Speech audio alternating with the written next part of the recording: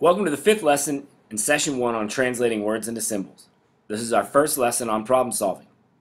When problem solving, it is often necessary to translate words, sentences, and paragraphs into algebraic expressions and equations.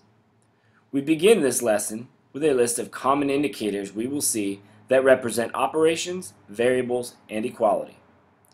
Addition indicators include sum, more than, increase by, and plus.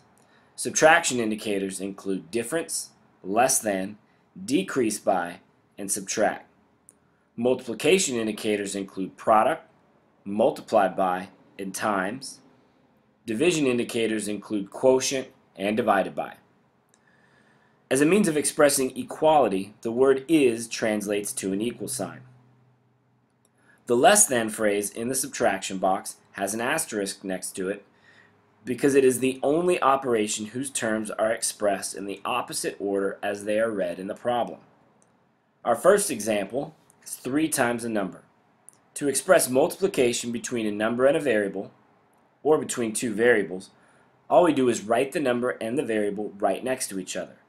Multiplication is the only operation that can be expressed without a visible symbol. So 3x is the proper translation. The second example is read 4 less than a number.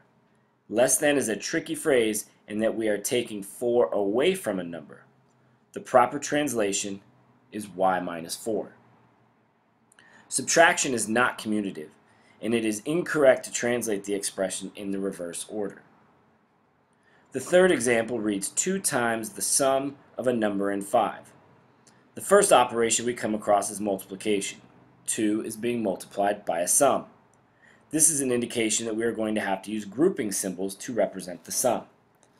The sum is represented by a number and 5, so we put those two numbers in parentheses and multiply it by 2. The last example is unique in that it represents an equation.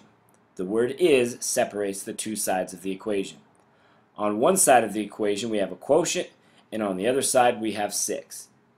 It is most appropriate in algebra to express quotients as fractions, so our answer is expressed as such. To earn credit for completing this lesson, you need to successfully complete the quiz. That wraps up the lessons for session number 1. Good luck on the test.